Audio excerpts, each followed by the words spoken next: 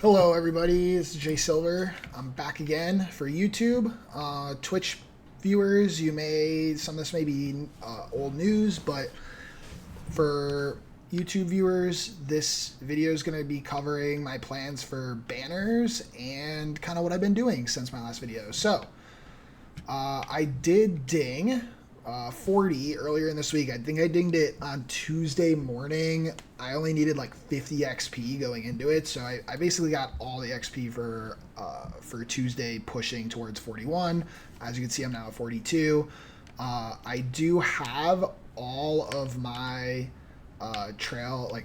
fuel still. I haven't spent any of it. Haven't spent any Stellar Jade. I still have some left. I haven't really pushed Forgotten Hall at all, which I will try to do this weekend before reset. So I'll probably get a good surplus from there. But I'm saving my fuel for later levels. I just don't see the reason. I'm not like locked out of any content currently that I want to do. I did before I hit 40. I will talk about what I was doing before 40. I had maxed out all my characters as far as they could go trace wise, like at 50, and I was and then their light cones and their everything else, everything was maxed on like 8 characters, and I still had like a couple levels to go before I hit 40. So instead of like stockpiling trace materials, which is definitely something you could do, I just was grinding World 6. I had not cleared it yet, and I was trying to just get these things because I think they're really generically like these two sets specifically, like you can throw this on basically any support and it's going to do something, and you can throw this on basically any DPS and it's going to help somewhat.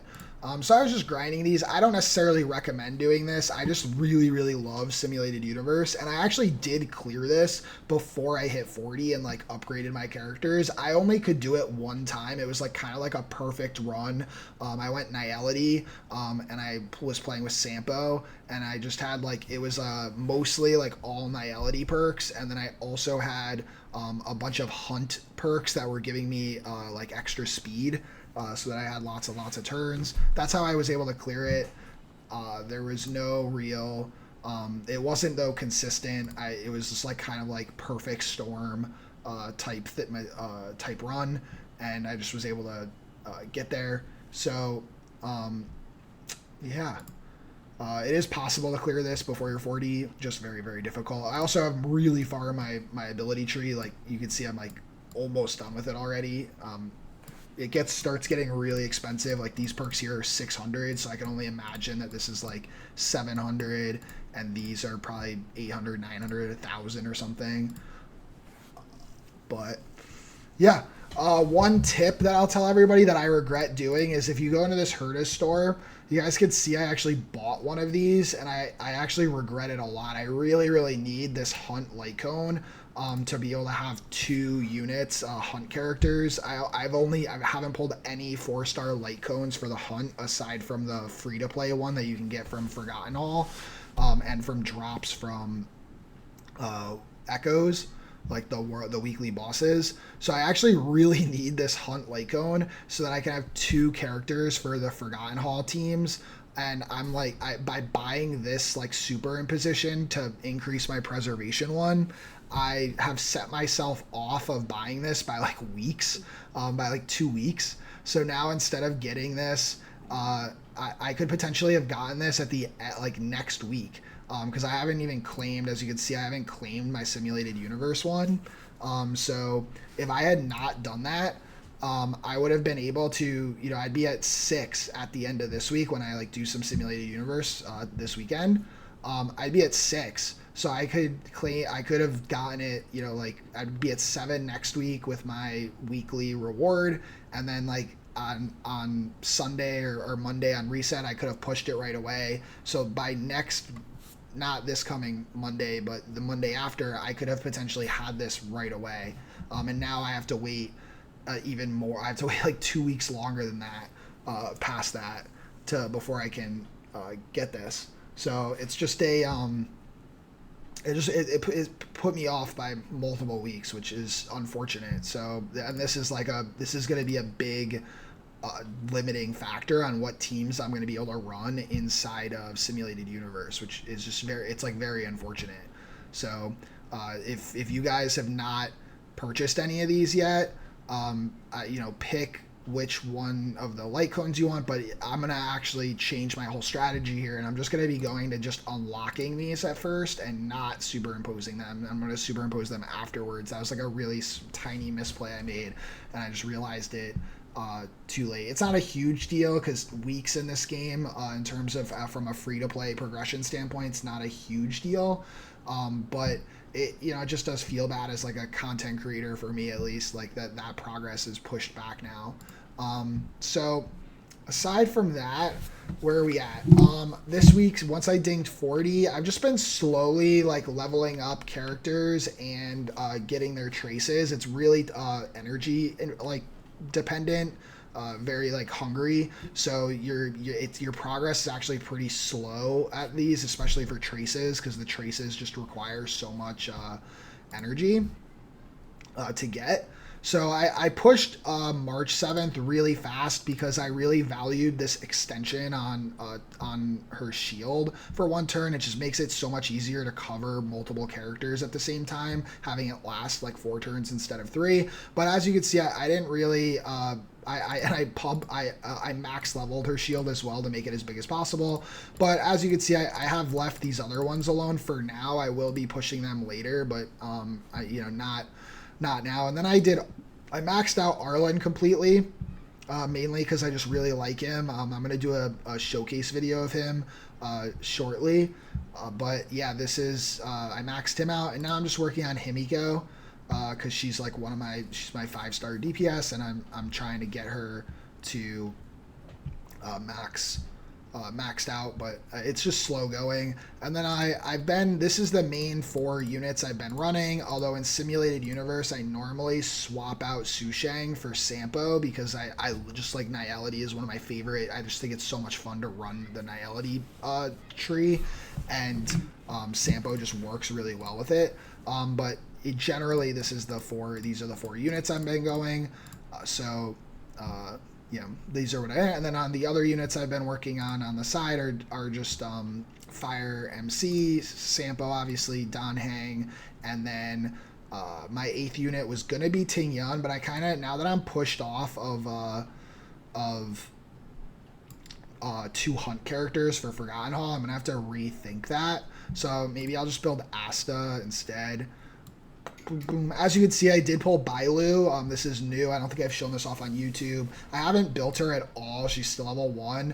My Europe account has Bailu at E1, actually, which is the energy generation. So I just have her fully built on that account, and I've been trying to push. I kind of wanted to test for viewers to try to help them on what it's like to not build like any healer on an account, see if it's even possible. So far, I haven't really run into any issues at all currently, but that may not be the case pushing Forgotten Hall, so I'll see. But yeah, I haven't built Natasha really, and I haven't built Bailu, although I do have her here. So I do expect to build her eventually on this account and use her on certain team comps, but I'm not looking to do it anytime soon. On my alt account, I have no other Nat 5s aside from Bailu right now, just E1 Bailu, and both accounts don't have any 5-star light cones that were from Gacha at all. Just like both Nat 5s were on this account were just these 2, and then the other account just 2 Bailus. So that's where I'm at with this. My plan is just do my dailies, spend my energy on upgrading traces, because like I do think traces are the way to go. Relic farming is just so RNG, and it that you could be spending a lot of energy and not really getting any power, where these are at least guaranteed increases of power, and some of them are not as good as others. Like March 7th, I'm focusing her just because like she doesn't have that big of an attack, so unless you have like Eidolon 4 where she's like scaling off defense with her counter attack, these just aren't really like they're not really doing that much for her. This isn't increasing at all her chance of freezing, so it's not like even upgrading this one's not really that worth it. So I'm not. Yeah, I mean these ones specifically, I don't really care that much about for her. I may care about this one, for instance, if I got Eidolon 4 at one point, but I mean I don't even have Eidolon 1, so.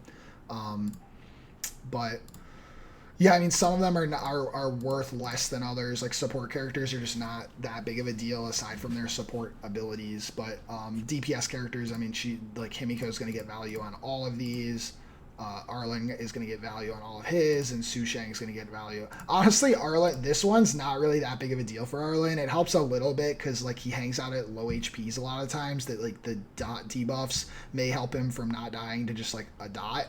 But I mean, I really just pushed this just to get access to this. Was really like why I pushed that. Yeah. So what am I planning to do with banners? So we have, you know, I haven't pulled anything on the Anime events on my event banner. I still have all 30 pulls, and I have, you know, I've spent all the warps I can get here. I have 95 pulls out of 300. And then yeah, I haven't spent anything on either of these. I'm planning to pull a tiny bit on Jing Yuan's banner if the 4 stars are the same as the beta's 4 stars, which are March 7th, Ting Yun, and Su Shang. I really just want to unlock Ting Yun, so like as soon as I get Ting Yun, I'm gonna stop.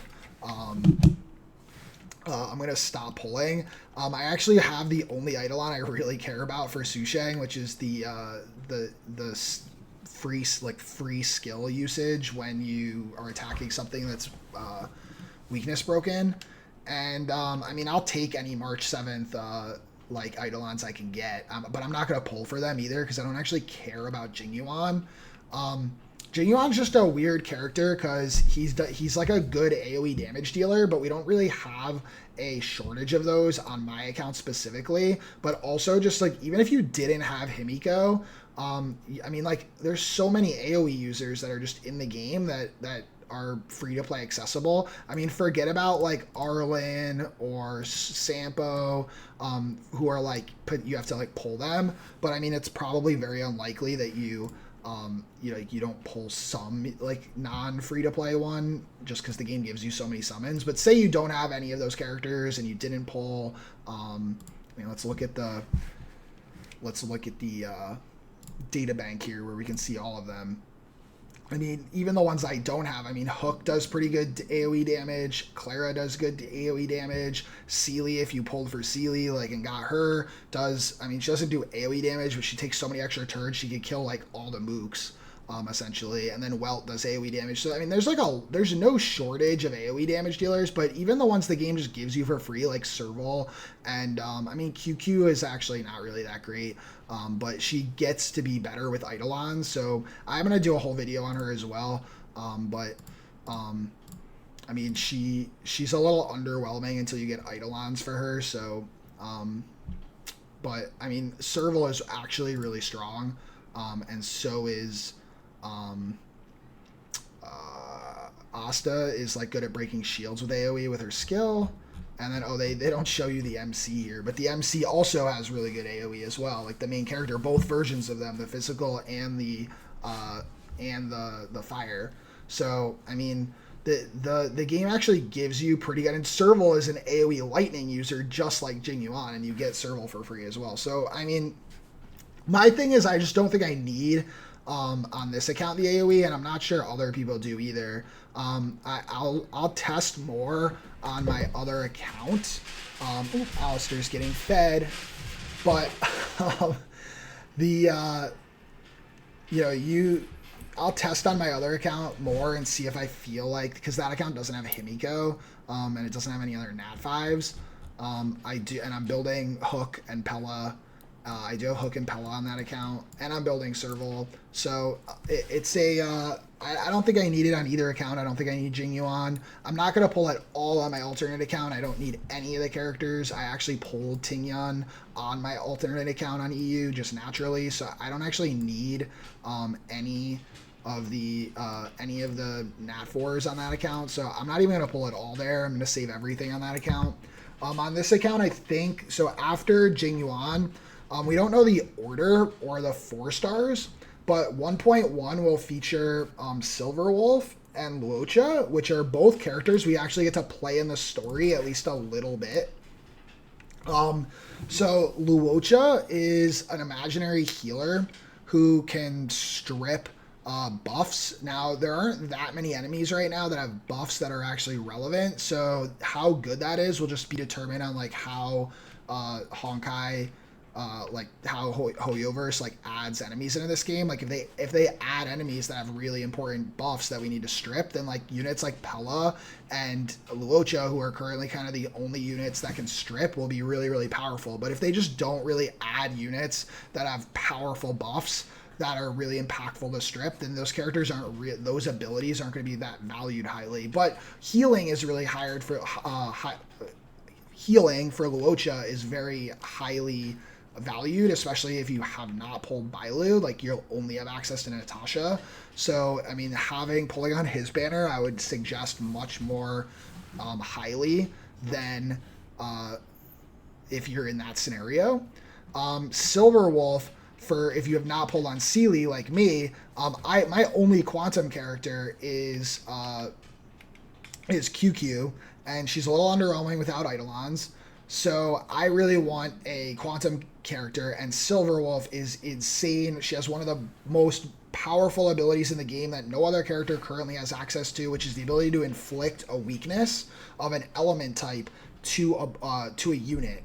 So that is crazy, especially for Forgotten Hall, where you can just like you basically, if you wanted to like brute force content, where you just want to bring the same team every time, or if you want to just make a team like work where it otherwise can't work, so you just like want to bring all your, you want to bring Asta because she buffs fire units, and you want to bring Himiko, and you want to bring Hook, and you're like, okay, well, the game doesn't really work with that. You can just throw Silver Wolf on that team as the 4th unit, and then bam, like Silver Wolf can give the big elite boss fire weakness, and then you just can hit him with all your fire units. Now that team comp is a little silly because there's no healer on that team or any support unit. A better one would probably be, instead of Hook, like Fire MC.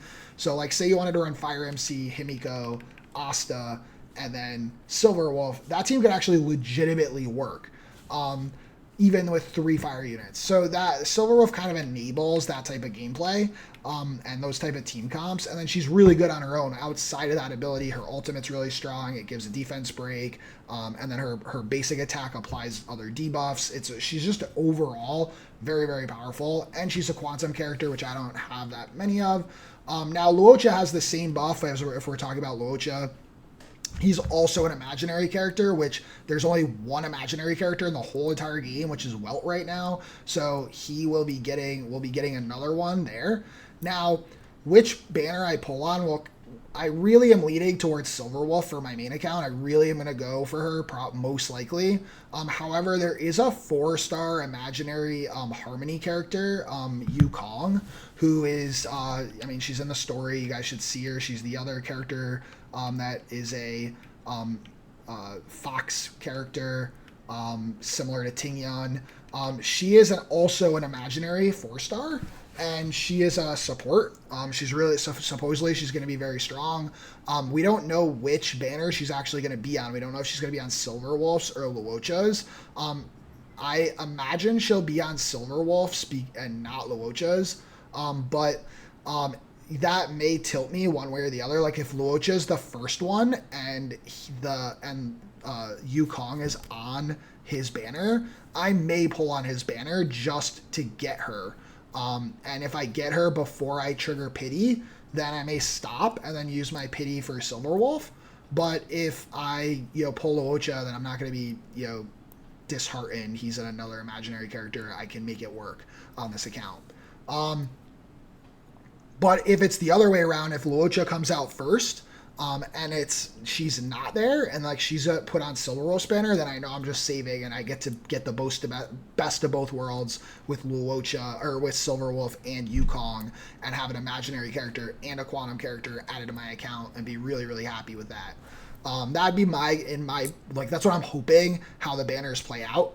Now, the other thing that could happen is 1.1, it could extend the story for us. We have no idea what type of content update aside from banners we're going to be getting with 1.1. If we get to finish off the third world and we get to unlock the Hunt MC, let's like look at this for a second here. If we go to the map here, so if we get to finish off the Luofu storyline, it's very likely, right, that the storyline here gives us the hunt version of the MC. If we look at this as an example, we unlocked the preservation, which was the people of Bellabog kind of worship, and they were fighting against the Stellaron there. And then in here we have the hunt versus the abundance. It's very likely we're going to get the hunt, and I would imagine that the element associated with the MC is going to be either quantum or imaginary, mainly because those two are just the least present in terms of 4 stars and 5 stars. Like, we just don't have a large access to them from players' perspectives, unless you've spent on banners. So I just imagine that those are one of the two we're going to be getting. If I had to guess, I'm going to actually say imaginary, because they give us QQ, and I think they're going to want to complete a cycle of at least giving us every single character for at least every element of the game, at least one character of every element. That way we can break shields. We have some way to break shields. Now, the other way they could do this is give us Yukong for free, similar to the way they give us Serval and Asta. They could just give us Yukong when she comes out. That is another thing they could do, and then they'd be free to make the hunt any element they want for the MC. All right, so that's my plan on the main account, is basically pull for Silverwolf, especially if Yukong is there, and then if I get Luocha, I probably will, if Yukong is on Luocha's banner, I'm probably going to pull for her. And then if I get Luocha, I'll probably just pull for more constellations or eidolons of whatever characters are on his banner a little bit, but not enough to trigger like pity again. And then I'll probably skip Silverwolf's banner and save for something else down the line, because that'll probably consume a lot of my Stellar Jades. Now, on my alternate account, because I have Bailu, if we look at Bailu here, if we look at what she does, her Eidolon 1, which I have on my Europe account, it makes it so that the target ally's current HP is equal to their max HP when Invigoration ends. You regenerate extra energy for this target. So she just she's an energy battery for characters that end up with max HP, and which is kind of nice. But if we look at her traces, Invigoration could trigger one more time, and this is the one I want. When Bailu heals a target ally above their normal max HP, the target's max HP increases by 10% for 2 turns. So I'm not gonna, they can always change things before release. However, most of the time when they change characters, they're not changing how they fundamentally work. They're just tweaking numbers and stuff, or placement of eidolons, etc.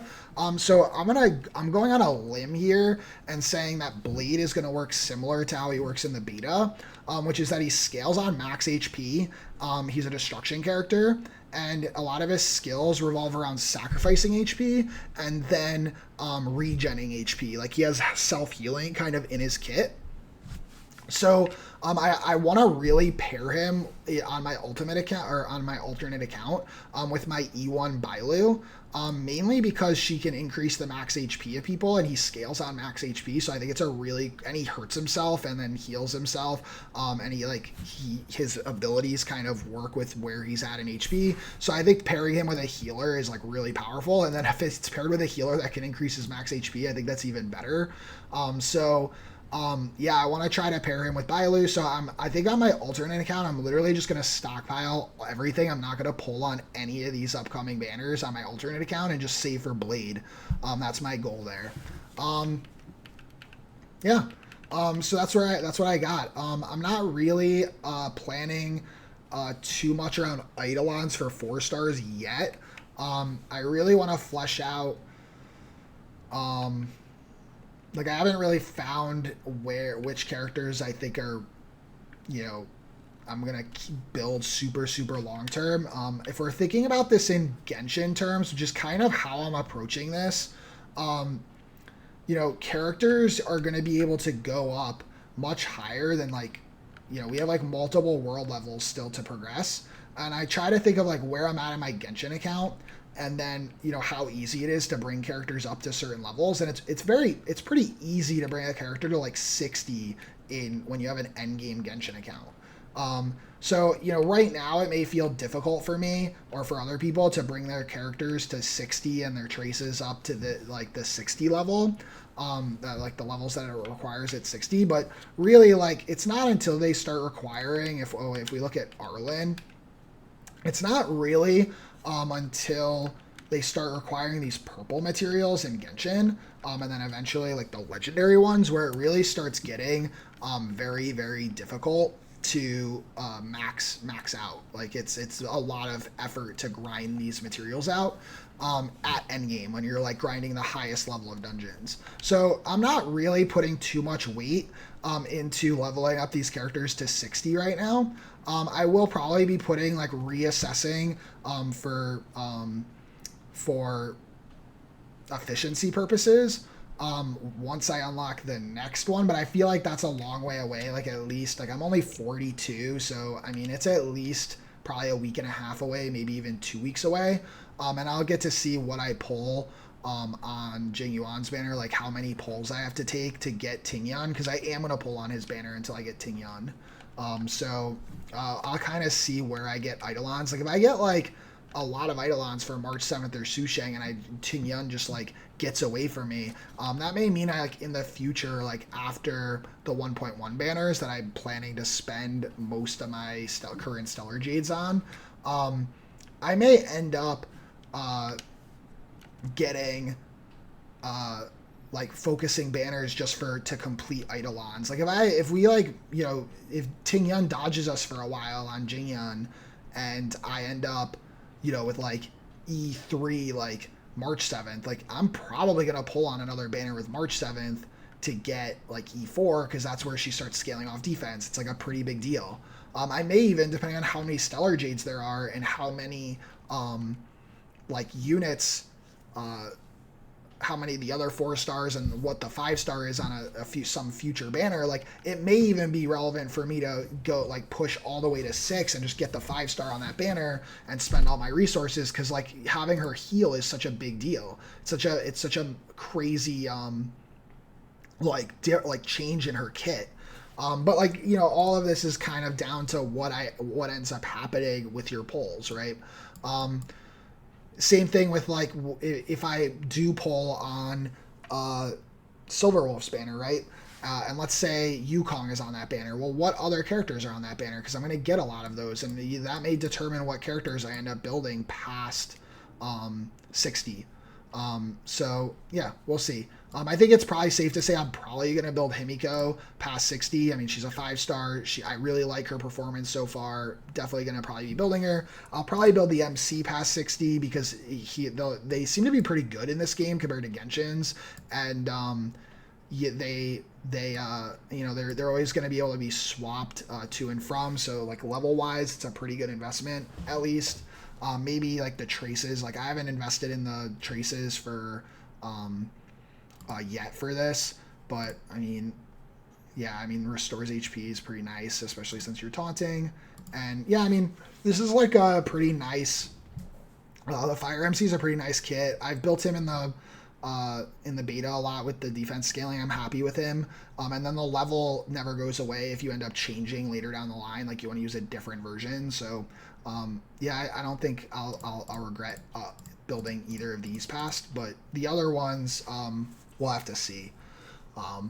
Probably Arlen. I really am happy with him. I'm excited to do a showcase of him, but yeah.